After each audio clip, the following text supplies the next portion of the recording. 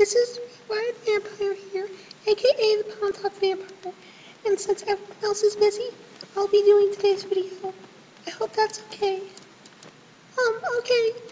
Now, today we're going to be discussing blending, lighting, source, and gradients. I'd like to apologize in advance for the bad audio quality.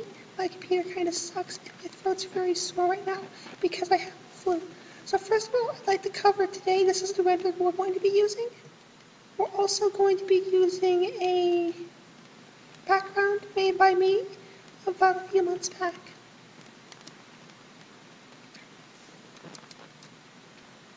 Okay, so now first I'd like to discuss blending and light fill. So we're going to look at several signatures that I have made, and I'm going to tell you about it. I'm going to explain it as best as I can. I'm not a very good teacher, and I apologize for it.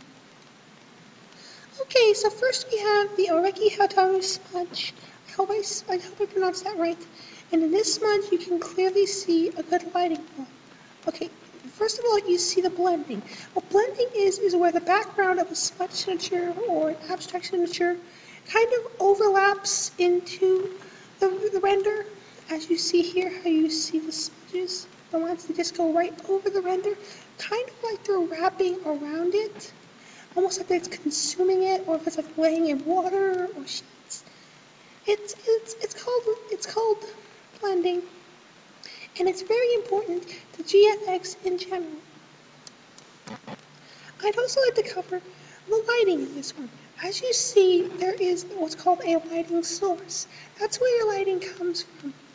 As you can see, the lighting comes from this area as if there was a light placed here at the top left, and it shines down onto the render, almost as if the sun is shining from the top left part of the signature.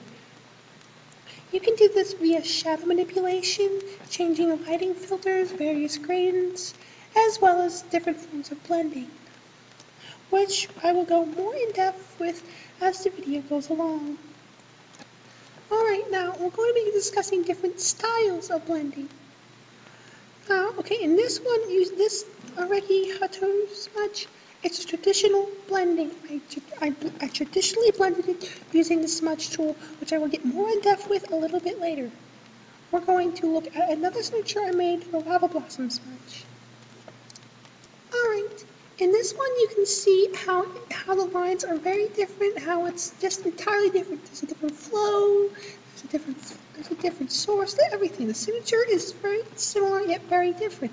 That's because instead of the regular traditional smudge tool style, this one was smudged using a liquefaction filter, which can be a little bit more complex or a little bit more simple, depending on what level of GFXer you really are. In my case, I normally use a hybrid of both. However, this one is completely done with liquid smudge. This one, Oreki Hataru, is done with nothing but regular smudge. Now, this one here, the Sexy for Life smudge, is done with a combination of both. Now, you can also see how this has been done differently. That's because this one has a different kind of lighting. This one has been used, it's been ran through a gradient lighting filter. And also, as well as that, it's been blended differently. First of all, we'll discuss the blending lighting filter, where in this case, everything has been coated with a soft white and a yellow tint to it. And as you can tell, I've kind of turned up the gamma a little bit on it, just a little bit to torque it.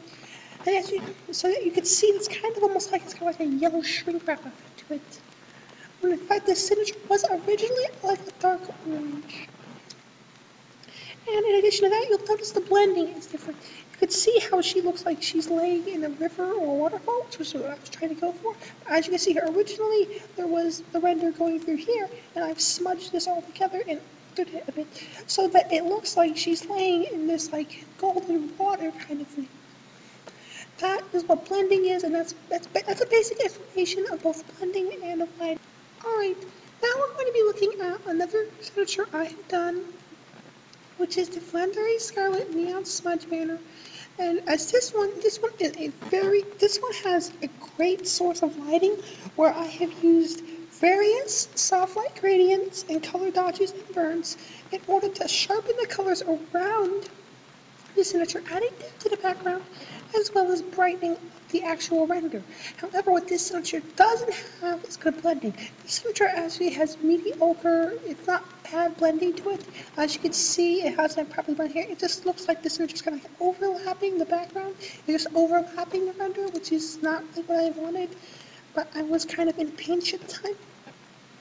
Anyways, you see how the lighting works. I'm going to be explaining that more in depth very soon. As soon as I find this other thing. Alright, here it is, Photoshop. Alright, now as you can see, I've taken the background, and I took basically the background I made, and I put the render on it. Alright, well, what have I done besides that? I mean, okay, you're going to notice this liquify, don't mind that. That's where the background messed up, because I had an error with my Photoshop. I just need to ignore that for now. First, we're going to be talking about smudging, the traditional smudging technique. That's this tool over here. You got your blur, your sharpen, and your smudge tool. I normally prefer, now depending on the size of the signature, I change the smudge size. I normally use strength at 60%. Now I'm going to show you exactly what happens when I use it. I'm going to change the size a bit. I'm going to put it down to 15. 15 is pretty much a common size. A lot of people use strengths at lower or higher, but I found between 60 and 70% to be a very good strength. Now observe how exactly we blend today. Okay, notice how I'm going to kind of position my cursor over a color and just run it through. See? Like that. That's kind of like fingerprinting.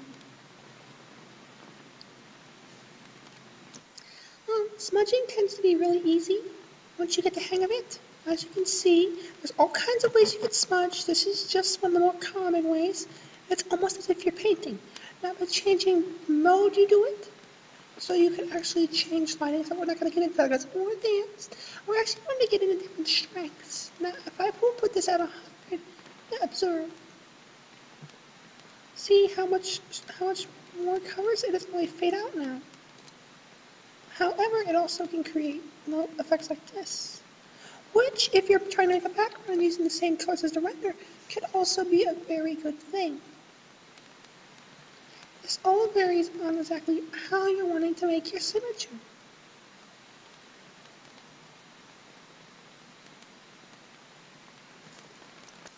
Another good way to do smudging is using the liquefaction filter called Liquify, at least on my current version of Photoshop, and observe.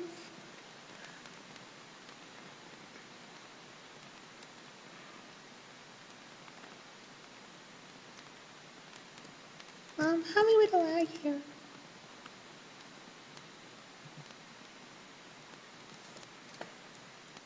Okay, so sorry, I was having technical difficulties. I had to pause the recording. Okay, now, I was pressing the wrong one. We go into the Liquify filter, which is Shift-Control-X. Now, in this, you have all kinds of brush options. I normally use brush size 50, density 50, pressure 100, or 880. Using this, you can liquefy a signature, which is a very strong kind of smudging.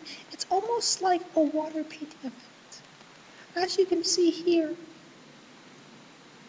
you can also use it to edit your background however you please, like so. It's very useful, actually, in the world of GFX.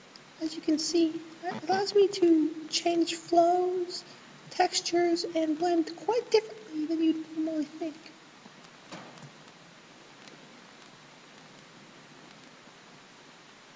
It's a very useful thing to do when you want to do GFX. You can choose to do different kinds of smudges. You can do traditional smudge, fadeaway smudge, high density smudge, jitter smudge, smudge from scratch, smudging renders, as well as liquid smudge. And there's also neon smudge, but that's a more advanced concept, which we will not be covering in this video. Sorry. Alrighty, and now I'm going to be covering lighting. Lighting and effects, you can do this with whatever program, GIMP, Photoshop. I prefer to use gradient lighting, as seen here. Okay, now you're going to notice I have this particular gradient, the light to dark gradient, with a high transparency.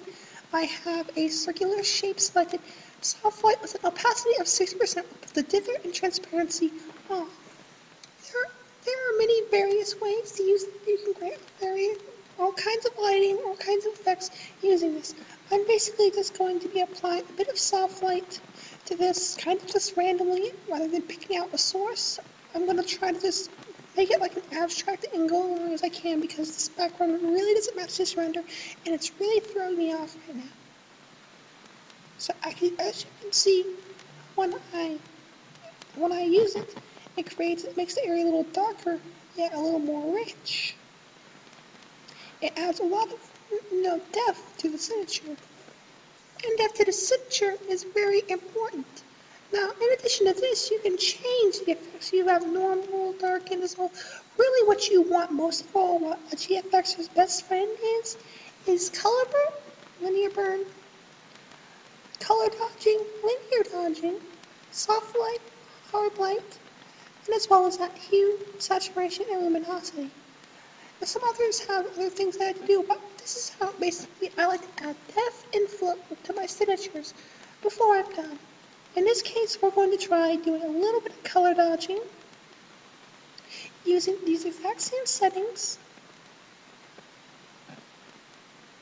As you can see, it doesn't appear to be doing much, but in all actuality, it's laying down kind of a foundation.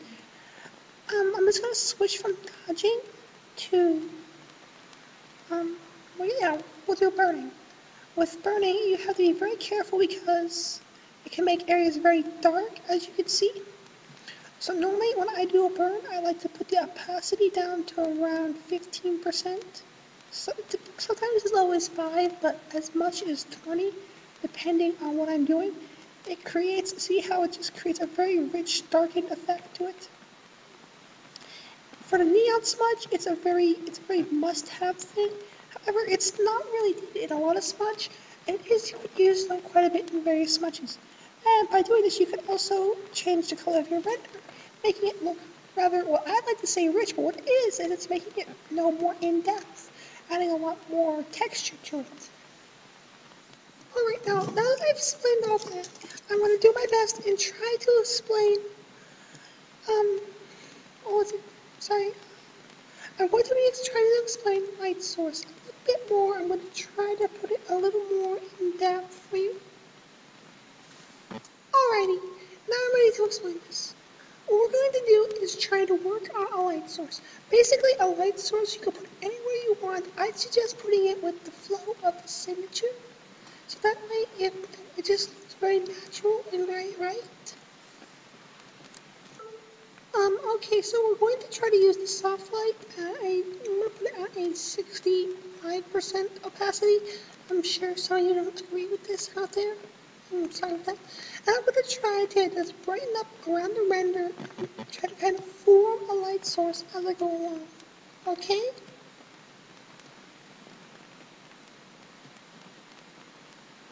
Just kind of like put a soft light to it. Just like form a light source.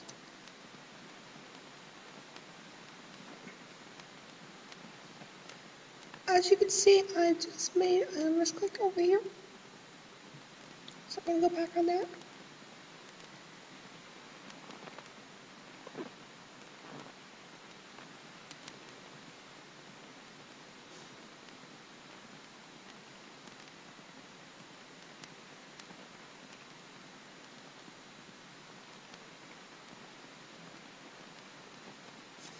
Alright, you pretty much see where I'm going with this.